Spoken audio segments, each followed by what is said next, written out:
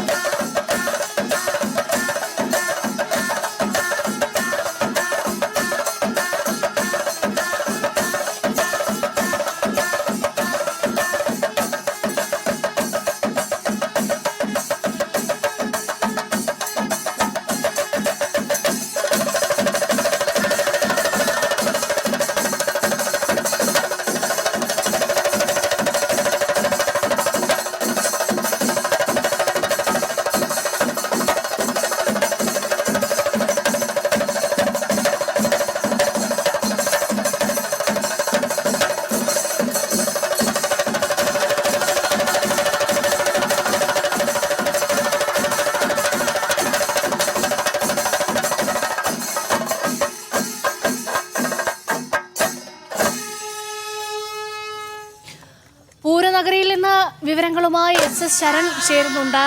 ശരൺ, തെക്കേ ഗോപുര നട തുറന്നു കഴിഞ്ഞാൽ ഇനി അങ്ങോട്ട് മേളമൊഴിയാത്ത പൂരരാവുകൾക്കാണ് പൂരനഗരി സാക്ഷിയാകാൻ പോകുന്നത്. എത്രത്തോളമുണ്ട് അവിടെ നിന്നുള്ള ആവേശം? എന്തെല്ലാം കാഴ്ചകളാണ് പൂരനഗരിയിൽ നിന്ന് പങ്കുവയ്ക്കാൻ കഴിയുക?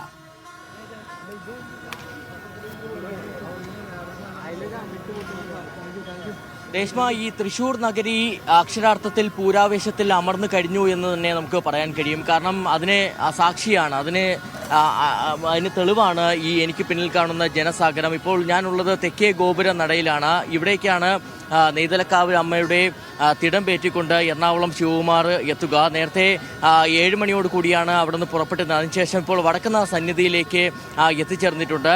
വടക്കുന്നാഥനെ വണങ്ങിയ ശേഷം ഈ തെക്കേ ഗോപുര നടയിലേക്ക് എത്തും. തുടർന്ന് ഈ വാതിൽ തുറന്നുകൊണ്ടാണ് പുറത്തേക്ക് വരിക.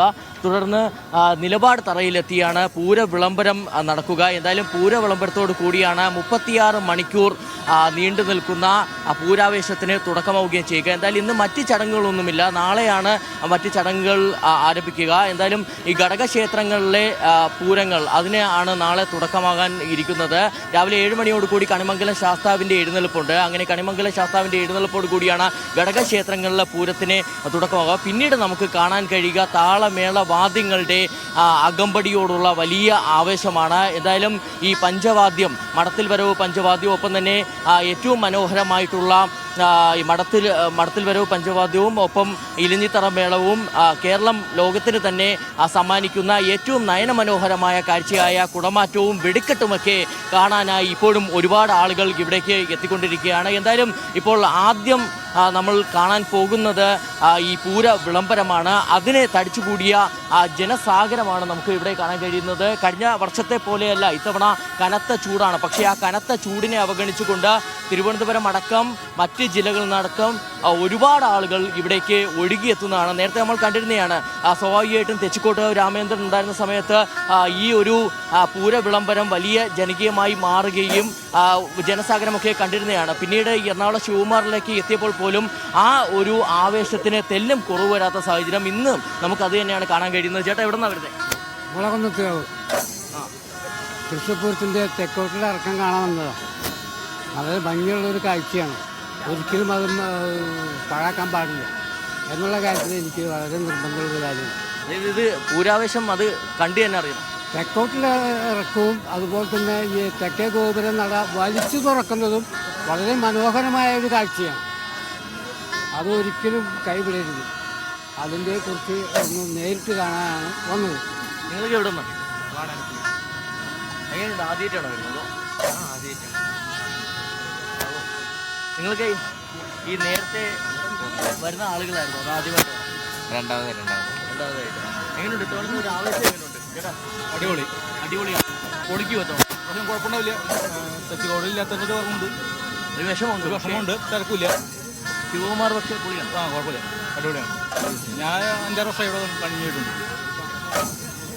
എന്തായാലും അതൊരു ഒരു വ്യത്യസ്തമായ കാഴ്ചയാണ്.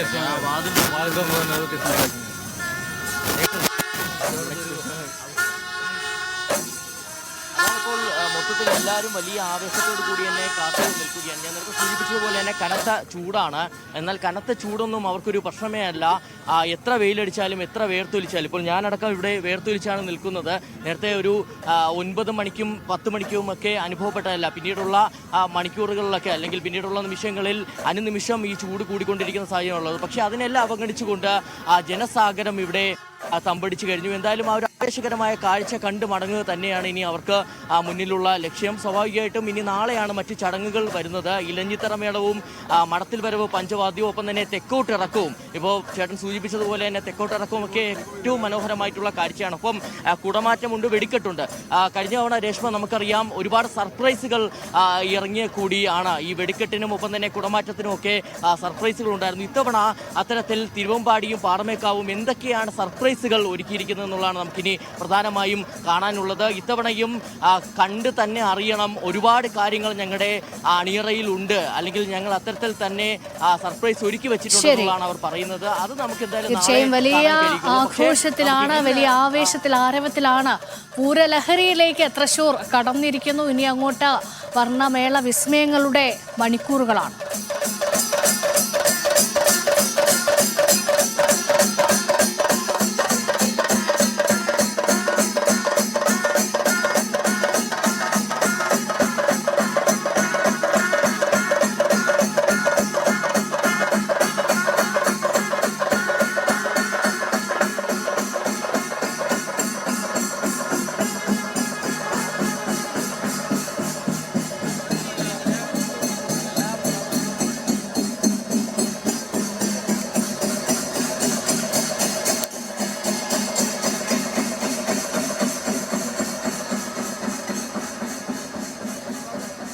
പൂരലഹരിയിലാണ് തൃശൂർ. ഇനി വരുന്ന സമയങ്ങളിൽ കൂടുതൽ പൂരക്കാഴ്ചകൾ പ്രേക്ഷകരിലേക്ക് എത്തിക്കാം.